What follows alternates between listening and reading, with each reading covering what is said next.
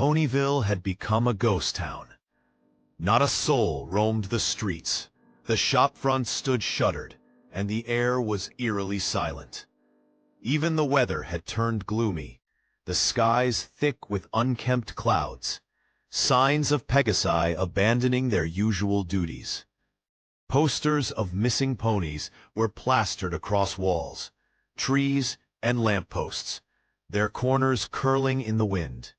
Some had torn loose and now fluttered aimlessly, as if mourning the faces they once bore. Only two ponies still wore smiles, Derpy Hooves and her young unicorn daughter, Dinky Doo. The pair made their rounds through town every morning, delivering muffins to every home they could, never asking for a single bit in return. They always smiled brightly, especially when visiting homes that had lost some pony, offering what they called their extra special muffins to those grieving. Across Equestria, schools had shut down as more reports of missing ponies came in. Canterlot, Cloudsdale, Manhattan, Philadelphia, none were safe. Foals were now confined indoors, kept under constant watch for fear they might vanish next. In Ponyville, the disappearance of Apple Bloom, now 3 weeks past, had devastated the Apple family. After Dinky Doo and Derpy Hooves both claimed not to have seen her that day, Applejack reached out to relatives across Equestria.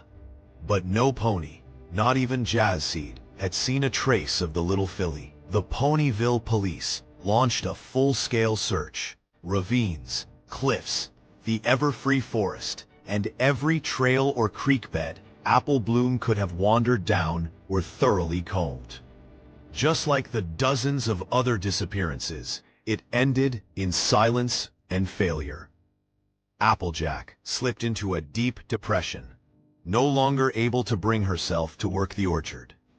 Big Macintosh had put his tools down too, not just out of sorrow, but out of necessity. Their grandmother, Granny Smith, had fallen gravely ill. The trauma of losing her granddaughter had broken her spirit. She no longer spoke, couldn't feed herself, and lost control over her body. Big Mac now spent every waking hour caring for her, while Applejack locked herself in her room, barely eating, unwilling to see or speak to any pony. Without the family's care, Sweet Apple Acres had begun to rot, apple trees withering, fields going dry, and baskets left overturned in the grass.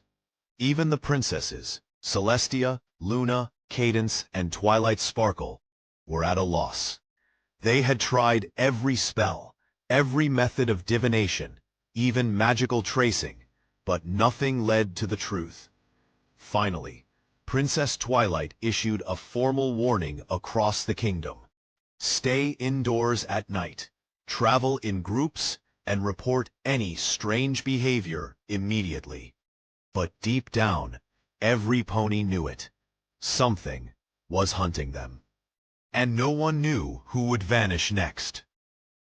The Golden Horseshoe Hotel stood in eerie silence, its once busy lobby now empty, its halls echoing with the creaks and groans of a building left behind. Nearly every guest had checked out early, scrambling to catch the last departing trains before the Ponyville station suspended all travel indefinitely. Now, only Amethyst Star and Shooting Star remained, the last two ponies occupying the lonely hotel. Amethyst could have left. The final train to Canterlot had been her ticket out, back to safety and to her aging grandmother, Bubbleheart. But her heart had stayed behind in Ponyville. Her mother, Derpy Hooves, and her little sister, Dinky Doo, still lived in town, and Amethyst couldn't bring herself to abandon them. No matter how many times she begged her mother to leave the cottage and stay with her and Shooting Star at the hotel, Derpy had always smiled and said she'd be fine. Shooting Star had a ticket for that same train too, but she hadn't used it. Not because she had nowhere to go, but because she refused to leave Amethyst Star behind.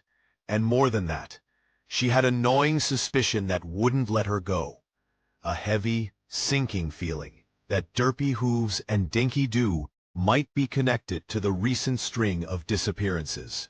She didn't have proof yet, but her instincts screamed at her not to look away.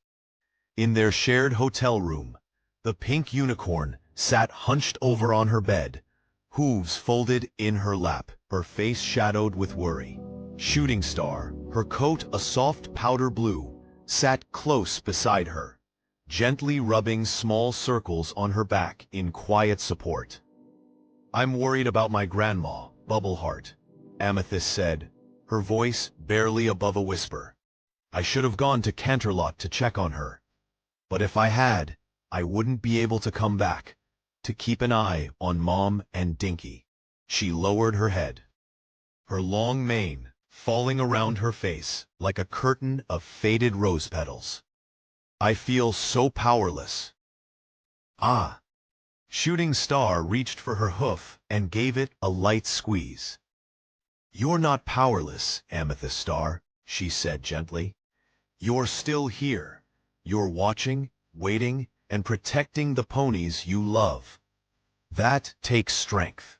But I wish I could do something," Amethyst Star groaned, her hooves trembling slightly as she sat on the edge of the hotel bed.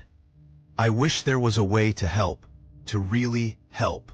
Some kind of magic, some spell that could just teleport missing ponies back home." She let out a bitter laugh, hollow and hopeless. "But that spell doesn't exist, and even if it did, I don't know who to bring back first. I wish I knew who was behind all this, who's taking ponies away. I'd confront them myself, especially after what they did to my mom." Her voice caught in her throat. "They took Coco too. My mom's mare friend, just gone." There was a pause. The rain had begun to tap gently against the hotel window, and in that moment of stillness, Shooting Star spoke, quietly, but with unmistakable gravity. "I know who kidnapped them, Amethyst." Amethyst's head shot up, her wide eyes locked with Shooting Star's golden ones, searching her expression for anything that hinted this was a joke. "What?" she asked breathlessly. Shooting Star's voice dropped. "It's your mum and your sister. Derpy Hooves and Dink." "Shooting Star, stop it!" Amethyst's voice rang sharp and furious, her entire body going rigid. "Don't you dare say that!" The sudden outburst made the powder blue unicorn flinch. "My mum and sister are not behind the disappearances. My mum would never do something like that, and neither would Dinky. She's just a filly." Shooting Star stayed calm, but firm. "Amethyst, just hear me out for a second," she said. "Don't you think it's odd that Dinky Doo got her cutie mark on the same day Apple Bloom disappeared?" Amethyst frowned. "No, I don't. I didn't think about it because it's just a coincidence."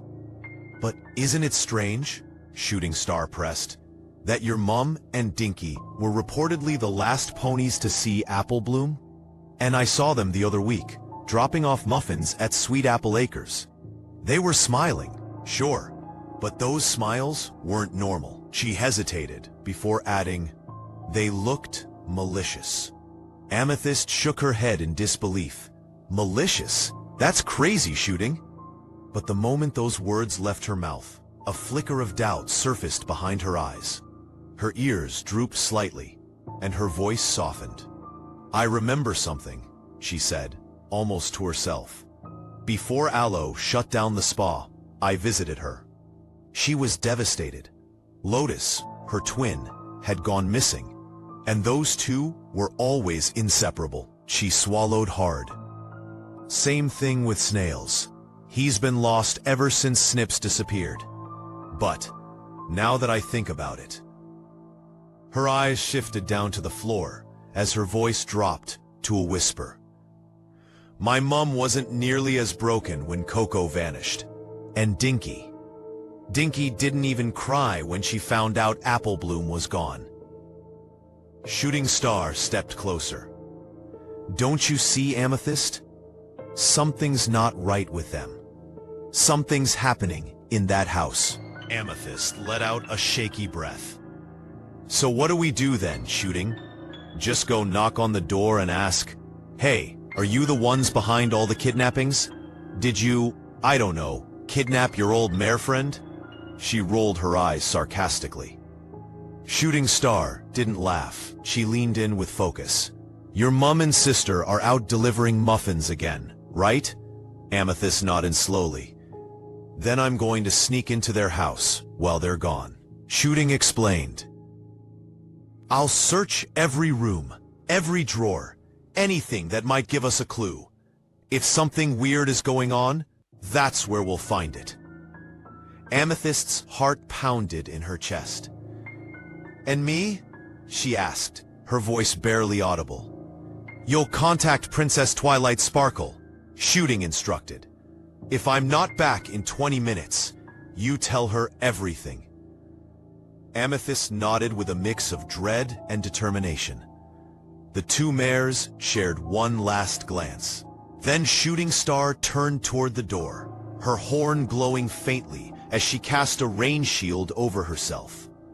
Outside, the skies had darkened, and fat droplets of rain began to fall in earnest. Amethyst stood in the doorway, watching as her best friend stepped out of the hotel and disappeared down the empty, rain-soaked street, heading straight toward the house that might hold all the answers. Shooting Star stood before the small house at the edge of Ponyville, rain misting her powder blue coat. The skies above were choked with gray clouds, and the air felt heavier than usual, as if the town itself was holding its breath. The house, modest and quiet, looked perfectly ordinary, but she knew better. Too many strange disappearances, too many unanswered questions, and all trails led here. She took a cautious step forward, glancing over her shoulder to confirm the street behind her was empty. Her horn shimmered with a focused yellow light, and she carefully worked her magic through the lock on the front door. The tumblers clicked in surrender, and the door creaked open slowly, revealing the darkened interior. The air inside was still, not the peaceful stillness of a quiet home, but the suffocating silence of a place that hid secrets. She stepped in. Her hooves made soft taps on the wooden floor as she moved through the living room, taking in the eerie neatness. Nothing out of place, not a single speck of dust. It was unsettling, too clean, like it had been prepared for someone, for something. Shooting Star moved toward the kitchen, where she had last seen Dr. Hooves days ago, trailing Dinky into the room and never coming back out. She searched thoroughly. Every cabinet door was opened. She ran her magic along the bottoms of shelves, feeling for false panels. She peered behind the refrigerator and inside the freezer, but only found a single frozen chocolate chip muffin that was left untouched for a while. Then she tugged open the oven, even inspected the baseboards. Nothing. No hidden trapdoor, no blood, no clue. Just the same too perfect order. She exhaled sharply, frustrated and tense, ready to move on to the next room. Then her eyes caught something. Near the edge of the tiled floor, right beside the pantry, one tile sat at an angle, not obviously loose, but just enough for a trained eye to notice. Curious, she approached, crouching low and probing it gently with a hoof. It wobbled under her touch. With a flick of yellow magic, she lifted the tile. Beneath it was something unexpected. A round, red button nestled in a shallow recess. Her pulse quickened. Carefully, she lowered the tile to the side and pressed the button. A low rumble echoed through the kitchen. Directly in front of her, the far wall shuddered, then split.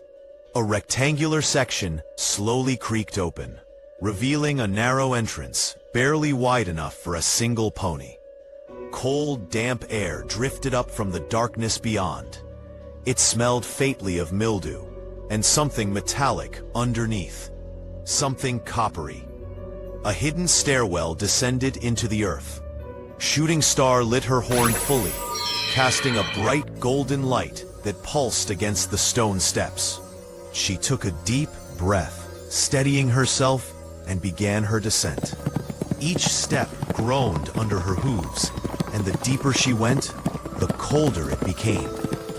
Unknowingly to her, the two residents that live in this house, Derpy Hooves and Dinky Doo, had been silently watching her.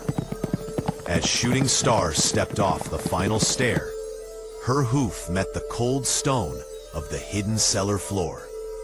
The moment she inhaled, a wave of rot and iron slammed into her senses. She recoiled instantly, gagging. The air was thick with decay, a nauseating blend of old blood, spoiled flesh, and something worse. Her horn glowed brighter, cutting a narrow cone of yellow light through the darkness. Ugh, she grimaced, shielding her nose with a foreleg. What in Equestria is that smell? It's like something died down here. She moved cautiously, each step echoing with a wet squelch. The silence was oppressive, broken only by the soft hum of her magic. Her light swept across cracked walls, rusted tools, and then something in the corner. A shape. Small. Still.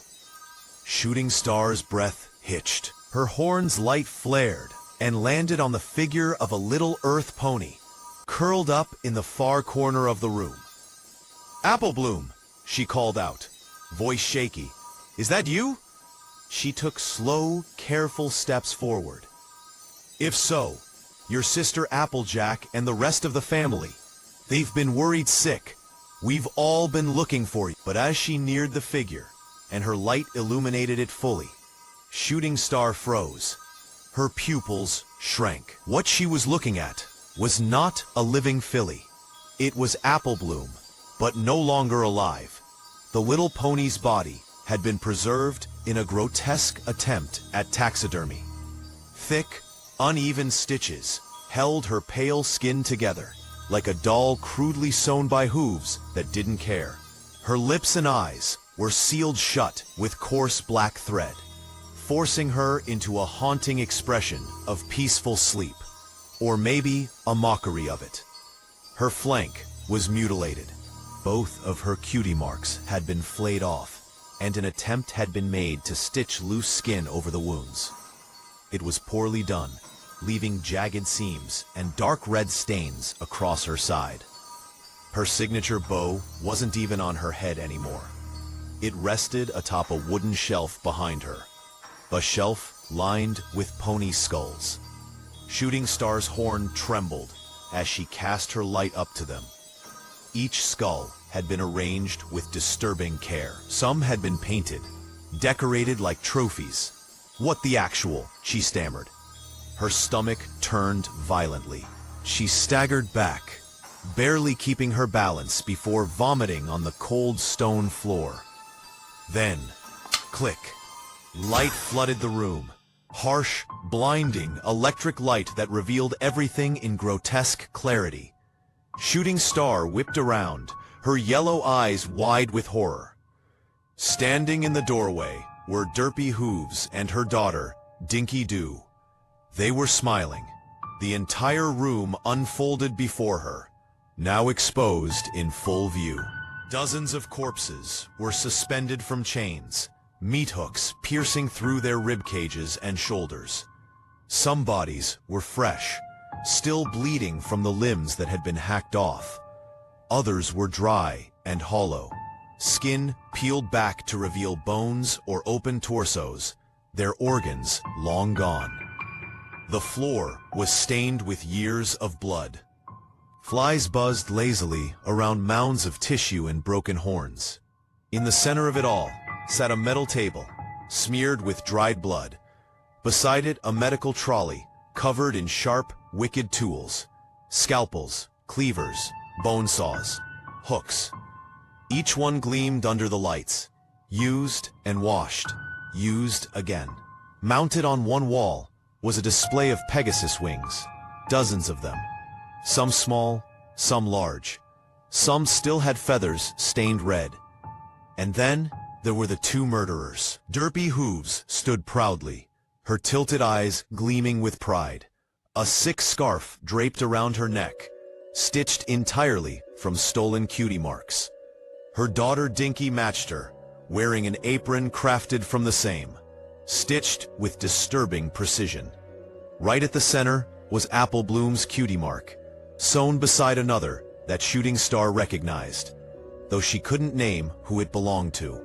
"You shouldn't be down here," Derpy Hooves' voice rang out, sharp and furious. Her mismatched yellow eyes blazed with fury, focused directly on the intruder. She stood protectively in front of her daughter, wings flared. Dinky Doo stood beside her, hooves planted and horn aglow, her posture mirroring Shooting Star's own battle stance.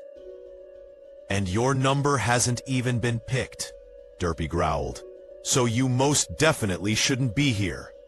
Shooting Star's horn flared with magic as she stood her ground. "What the hay is going on?" she shouted, her voice echoing violently through the blood-soaked chamber. Derpy and Dinky both winced at the volume. "Mama, can I explain it to her?" Dinky asked, her tone almost too casual for the setting. Her eyes didn't leave Shooting Star. Derpy gave a slow, wicked smile. "Go right ahead, Dinky." Shooting Star narrowed her eyes, bracing for whatever twisted tale was about to spill from the little filly's mouth. Dinky began to speak, calmly, clearly. She explained everything, from the abductions to the murders. How she and her mother lured ponies in, brought them into this hidden cellar, and butchered them. How they baked the victims into muffins. How they passed those very muffins out across Ponyville with big smiles and warm greetings, all while every pony remained clueless. By the time she finished, Shooting Star's face had gone pale. Her voice shook with rage and disbelief. "You two, you monsters, won't get away with this." She took a step forward, her horn flaring dangerously.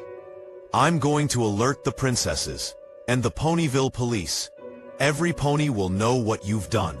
And if you stop me, my friend, Amethyst Star, your daughter, knows exactly where I am. If I'm not back in 20 minutes, she'll tell Twilight Sparkle everything." Dinky tilted her head thoughtfully. "Good thing we actually hid the button this time," she said proudly, then turned to her mum with a frown. "I was the one who forgot to check if the floor tile was covering it last time. I'm sorry, Mama." Derpy sighed. "You need to be more careful, Dinkles, but for now, we need to deal with this uni." Crack! A blast of yellow magic erupted from Shooting Star's horn, slamming into Derpy Hooves and launching her across the room. She struck the wall with a hard thud and slid to the floor.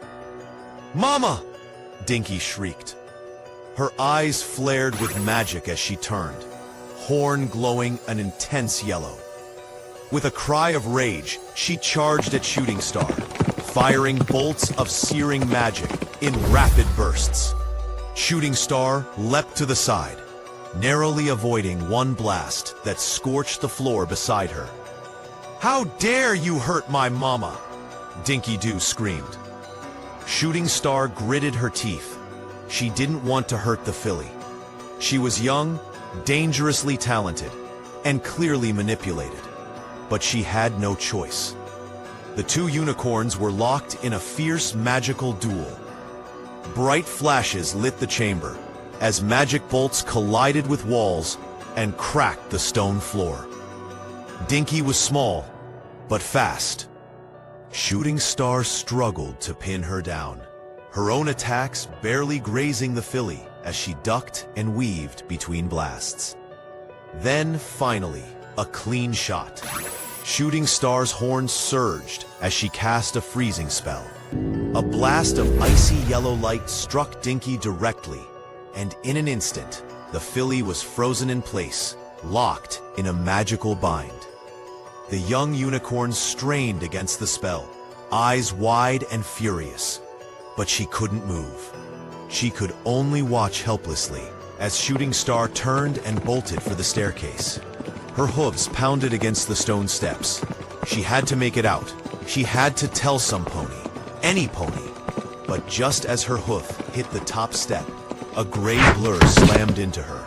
She was ripped from the stairs and sent crashing back down, tumbling violently before landing hard on the cellar floor. Pain shot through her body as she tried to stand, only to be pinned by a pair of strong hooves. Derpy hooves loomed above her, blood trickling from the corner of her mouth, her face twisted in rage. Shooting Star's horns sparked as she prepared another attack. But she never got the chance. With a primal snarl, Derpy raised both front hooves and slammed them down with all her weight onto Shooting Star's horn. The unicorn screamed in agony. Her horn shattered into jagged pieces, fragments, scattering across the floor. The magic in her body recoiled violently, sending her nerves alight with unbearable pain. Derpy stepped back, panting, her wings flaring slightly as she rose above her victim. With the horn destroyed, the freezing spell broke. Dinky gasped as she stumbled forward, now free. Her eyes locked on the broken unicorn. "You really made me mad," she growled. She lit her horn again, the yellow magic pulsing brightly. Shooting Star, still stunned and gasping, struggled to get up. She turned, tried to stagger toward the stairs. "Time to sleep," Dinky Doo sneered. A bolt of pure magic shot forward. It struck Shooting Star squarely in the back. She tensed, then collapsed to the ground, eyes fluttering shut as darkness took her. Derpy and Dinky Doo stood over her still form in the flickering light of the cellar. The room was silent, once again, except for the quiet humming of Derpy hooves as she turned back to her daughter. "Let's get her prepped." Shooting Star stirred awake, her vision swimming as consciousness slowly returned. A dull ache throbbed at the base of her skull, and when she tried to move, panic flared. Her limbs were stretched taut, each hoof shackled to the cold surface of a metal table. The chilling bite of iron cuffs dug into her skin, holding her helpless and exposed. Her breaths quickened as she looked up. Hovering above her were two familiar ponies, but their expressions twisted her stomach. Derpy hooves stood beside her daughter, Dinky Doo, and both wore wide, unsettling grins that had no warmth behind them, only malice. "I think you'll make the best muffins, Shooting," Derpy said with a cruel gleam in her eyes, her usually ditzy demeanor gone, replaced by something cold and calculated. She picked up a gleaming scalpel and passed it delicately to Dinky, who grasped it effortlessly in a shimmer of yellow magic. "Start with her cutie marks, dear," Derpy murmured, almost sweetly. "It's best we take those off before moving on to the legs." Dinky Doo's eyes gleamed with a disturbing excitement as she nodded eagerly, her small frame trembling with anticipation. "It's only fair," she said with icy conviction, her voice deceptively sweet. Without hesitation, she drove the scalpel into Shooting Star's right flank. The bound mare jerked violently, a sharp cry escaping her lips as the blade bit into her flesh. Besides, Dinky continued coldly, carving around the cutie mark with slow, deliberate precision. I want her to feel everything for what she did to you, Mama. Derpy Hooves giggled, the sound light and airy, disturbingly out of place. Her crossed eyes sparkled with cruel delight as she watched her daughter work. Shooting Star writhed against the restraints, her muscles trembling as the scalpel sliced a burning path around her star-shaped cutie mark. She screamed as Dinky finally peeled the patch of skin away, the raw tissue beneath exposed and bleeding. Before the pain could fade, Dinky moved to the other flank. Meanwhile, Derpy approached from the foot of the table, humming a cheery tune as she picked up a rust-streaked hacksaw. She positioned it just above Shooting Star's left hind leg, placing it against the joint with chilling care. Then she began to saw. The rasping grind of metal against bone mingled with the mare's tortured shrieks, her body convulsing under the twin agony of flesh being flayed from her side and a limb being severed from her body. The scent of blood filled the air, and the walls echoed with her screams. Shooting Star lay trembling, her coat slick with sweat and blood. The pain was unbearable, but the sight unfolding before her was worse. Her cutie marks, once symbols of her identity and dreams, now lay stretched out on a nearby metal table, flattened carefully by Dinky Doo. The little unicorn positioned them like grotesque trophies, letting the exposed muscle and sinew begin to dry. Derpy Hooves, her face splattered with flecks of crimson, calmly finished sawing through the last stubborn strands of tendon on the mare's left hind leg. With a final wet snap, the limb came free. Without missing a beat, she moved to the right leg, her hacksaw screeching to life again as it bit into flesh and bone. Shooting Star could barely process the agony, her vision swimming in and out of focus. She felt the pressure, the tugging, the unbearable heat of the metal tearing through her. But even worse was what she saw next.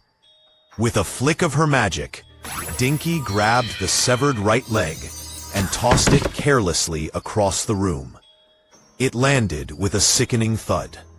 Both mother and daughter burst into delighted laughter. Shooting Star's chest heaved, her breath coming in shallow, frantic gasps. She looked down. Where her legs had once been, there was only blood, ruin, and emptiness. Her mind reeled at the horror of it, her screams reduced now to choked sobs and wheezing gasps. "You're not so tough now, huh?" Dinky Doo sneered, a cruel grin stretching across her face. She leaned in closer, her yellow magic still glowing faintly around her horn. "All chained up, your horn shattered, back legs gone, and now your flanks just a blank patch of meat. Having second thoughts about coming down here?" Shooting Star's eyes, though filled with pain, still burned with defiance. She glared at the two mares hovering above her. Derpy Hooves, still holding the blood-streaked hacksaw, tilted her head with a mocking smile. "In fact," she said slowly, "what were you doing down in the basement anyway?" I was investigating, you bitch!" Shooting Star snapped, her voice hoarse but seething with rage. "Investigating the disappearances of all those ponies. I went undercover to find out what happened to them." Derpy arched a brow. "Undercover?" "Yes," the bound unicorn spat. "I was in disguise. Remember Caramel Swirl? That was me." Dinky's eyes lit up in recognition. She let out a chuckle, her tone dripping with amusement. "I knew something was off about Caramel," she said with a smirk, "but I just couldn't quite put my horn on it." She burst into laughter at her own twisted joke, and Shooting Star's expression darkened. Despite her condition, she lashed out with venom-laced words, hurling curses at the filly for mocking her, especially about her broken horn. The room went quiet for a moment. Then, with a sudden snap, Derpy's hoof whipped across Shooting Star's face. "Don't you dare use that language on my daughter," she shrieked, her voice sharp and poisonous. Her eyes, once lazy and unfocused, now burned with fury. Blood trickled from the corner of Shooting Star's mouth as she lay stunned, pain radiating from her cheek. But she still held on to the last slivers of resistance, her eyes locked onto Derpy with silent hatred. Derpy hooves set the blood-slick hacksaw aside with an almost casual grace, her expression shifting to something colder, more methodical. From a tray nearby, she picked up a thin sewing needle and a spool of bright pink thread, the color sickeningly cheerful for what was about to come. Without a word, she climbed onto the metal table, straddling Shooting Star's chest to pin her in place. The broken unicorn squirmed, her eyes going wide as she realized what was coming. She thrashed as best she could, but she was too weak, too restrained. Dinky Doo's horn shimmered with golden light as her magic tightened around Shooting Star's head, locking it in place. "Hold still now," she murmured, her tone almost playful. Shooting Star let out a panicked, muffled scream, her mouth trembling, lips parting. But it was too late. Derpy didn't hesitate. The first puncture of the needle through the soft flesh of her lower lip made the mare flinch violently. Blood welled up instantly. Then came the second stitch, up through the upper lip. A thread of pink tugged the two halves closer. Another stitch, and another. Shooting Star's muffled cries of agony echoed through the room, growing more desperate with each pull of the thread.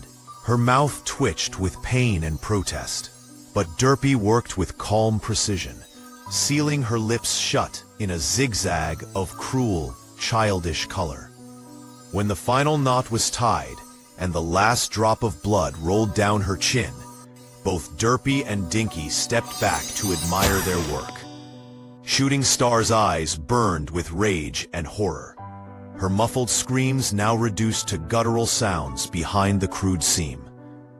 "Wow, she's so tough," Dinky Doo chuckled, grinning as she tilted her head mockingly. "Still trying to curse us out, even without a mouth." Mother and daughter laughed together, the sound cold and echoing in the basement's gloom. Then, without warning, a loud bang echoed from upstairs, followed by the muffled sound of voices. The thick insulation of the basement walls made it hard to distinguish words, but the disturbance was unmistakable.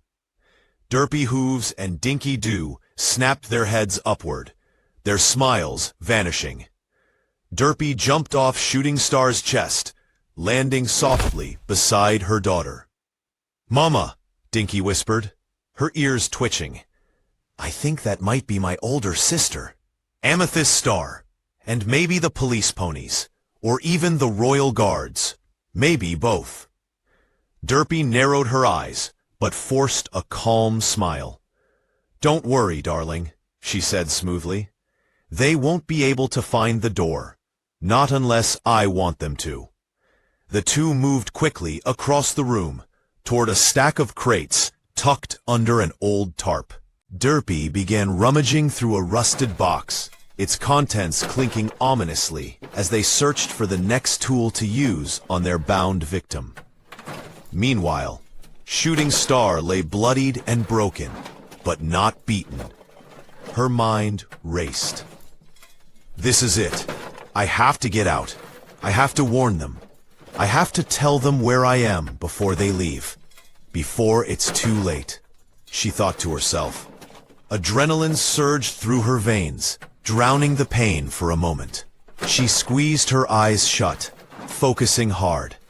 Her horn, cracked and damaged, began to spark weakly, flickers of yellow magic fizzing around the jagged edges. A lance of pain shot through her skull. It was unbearable. Her horn had been shattered by Derpy's own hooves, but she didn't care. Come on, come on, just one spell. She focused all her willpower on it, ignoring the searing pain. Her body began to glow faintly as the yellow magic surrounded her, pulsing in waves. From across the room, Dinky suddenly froze. "Mama, what's that noise?" she asked, her ears flicking toward the soft, sizzling hum. They both turned. Their eyes widened. Shooting Star was glowing, faint but unmistakable, and yellow sparks now danced wildly around her broken horn. "How is she doing that?"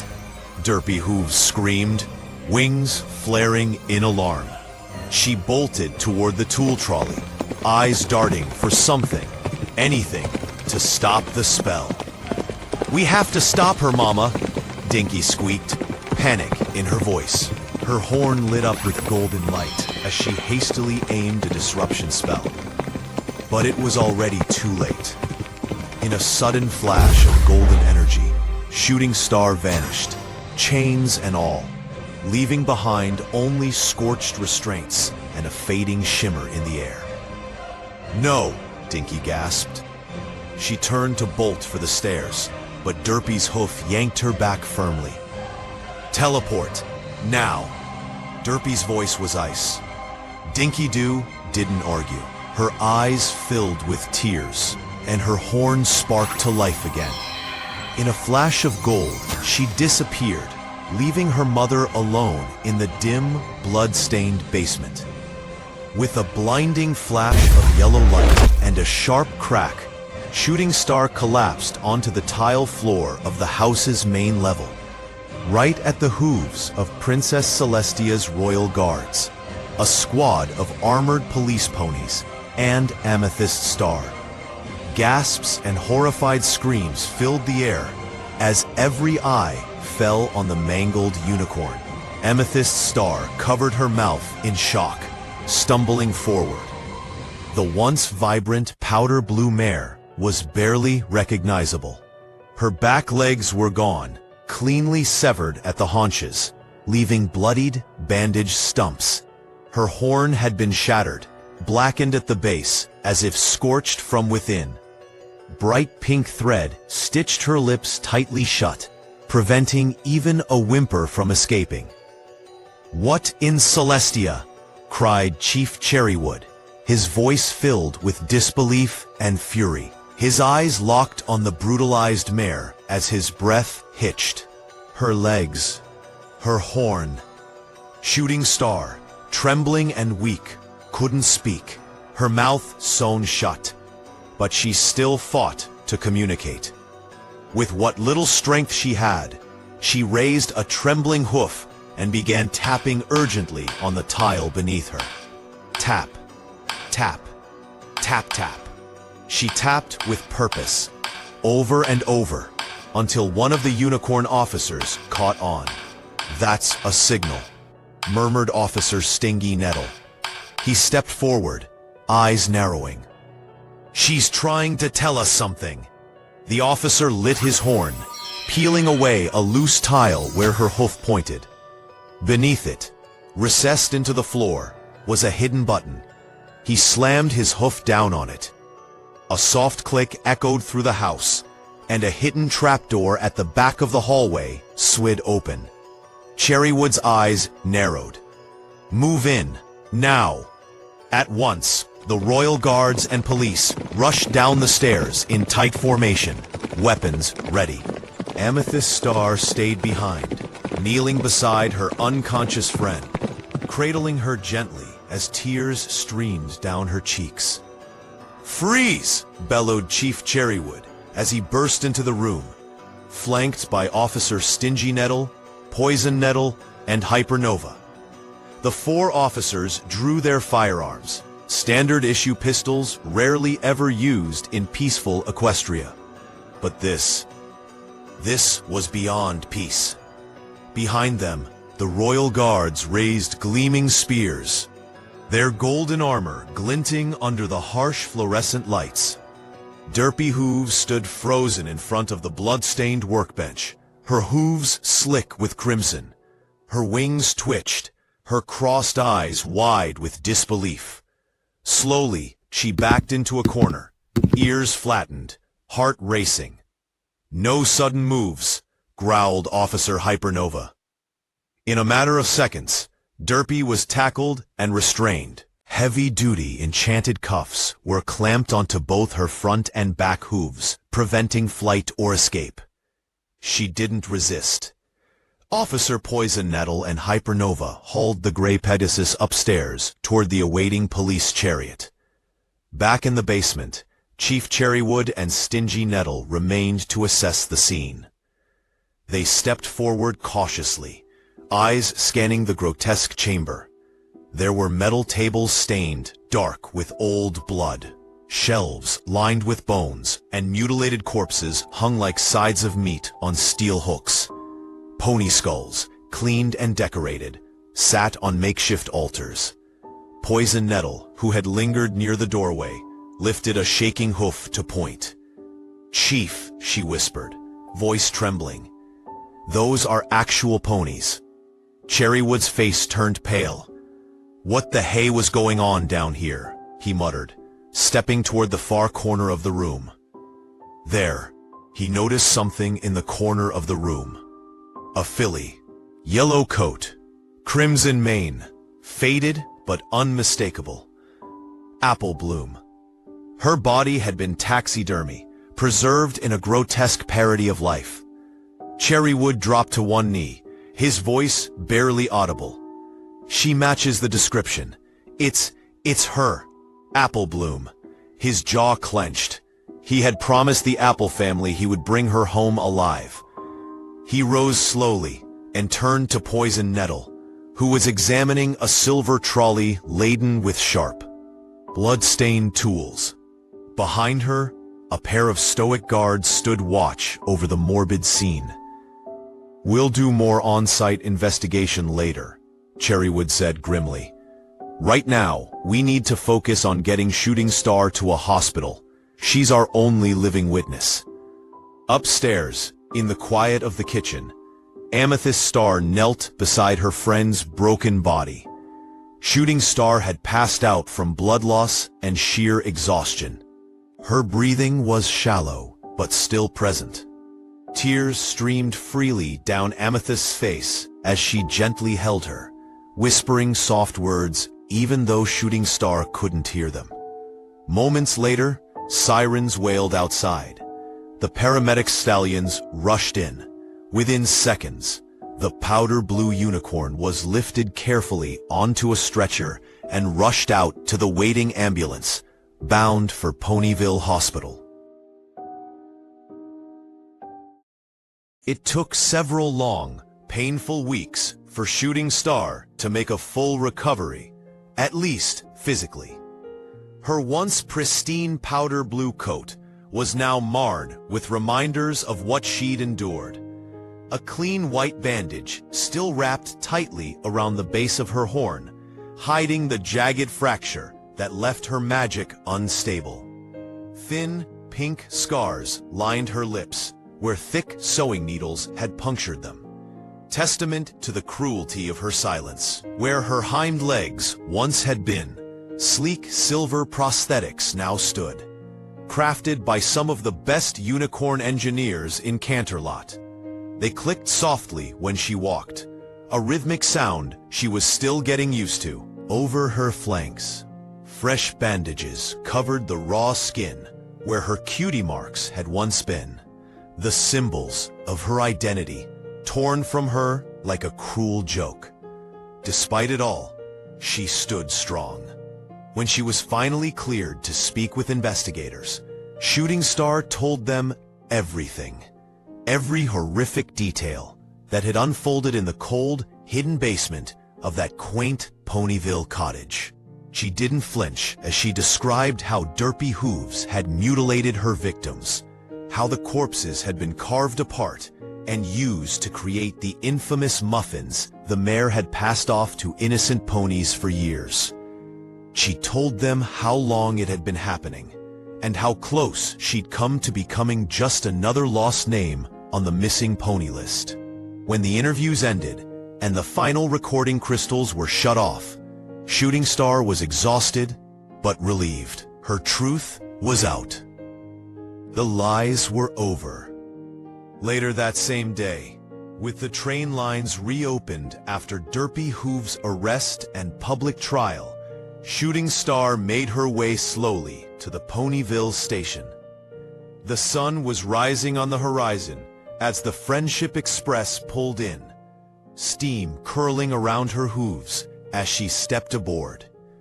She found a quiet seat near the back of the car, wanting space, but grateful for the smooth rumble of the train's motion beneath her. For the first time in weeks, she was headed home. The ride to Canterlot took a few hours, and she watched the scenery shift from rustic farmland to polished marble towers as the train climbed higher into the mountains. Her reflection in the window stared back, changed, scarred, but alive. When the train hissed to a halt at the Canterlot station, she disembarked slowly, her prosthetics clicking against the stone platform. She ignored the curious glances. She'd grown used to them. Her destination wasn't far, just a few blocks away, tucked on a quiet street near the gardens. Amethyst Star and her father, Shining Illusion, lived in a cozy white-bricked house with flower boxes in the windows. It was the one place in all of Equestria that still felt like comfort. Shooting Star took a breath, then walked up the steps and knocked softly on the door. No pony answered the door, so Shooting Star cautiously let herself in, confident that Amethyst Star and her father wouldn't mind. They were always welcoming, but the moment she stepped inside, an unnatural stillness blanketed the room. The air was thick, the curtains drawn, and the living room was steeped in an unnatural darkness. Then it hit her. An acrid, metallic stench clung to the air. It was suffocating, and far too familiar. The smell of death. Her heart pounding. She took a few tentative steps forward. That's when she saw them. Two faintly glowing eyes in the darkness, burning like embers. Curiosity and dread twisted together in her chest as she crept closer to investigate. Then she saw it. Shooting Star recoiled with a strangled gasp, stumbling backward as a scream caught in her throat. Her hooves trembled, and tears spilled from her eyes. On the dining table sat two decapitated heads, Amethyst Star and her father. Their coats were pale, fur-mottled, and drained of life. Their eyes had been hollowed out, replaced with flickering candles that turned them into grotesque, pony-shaped jack-o'-lanterns. Wax dripped down their cheeks like melting tears. Between the heads sat two plates, each holding 6 perfectly arranged muffins, like offerings at a twisted altar. Then, a click. Shooting froze. The pause of a door being locked echoed behind her. Someone else was in the house. She turned slowly, dread sinking its claws deeper into her chest. Her blood ran cold. Standing in the shadows, blocking the only exit, was Dinky Doo. The once cheerful filly now wore a crooked smile that didn't reach her eyes. Her horn glowed with a sinister yellow light as she stepped forward, her hooves eerily silent against the floorboards. "Do you like the decorations, Shooting?" Dinky asked sweetly, her voice dripping with madness. Then she let out a wild, high-pitched laugh. "I made it all just for you. It's perfect for the party we're about to have." Shooting Star barely had time to scream before Dinky Doo lunged.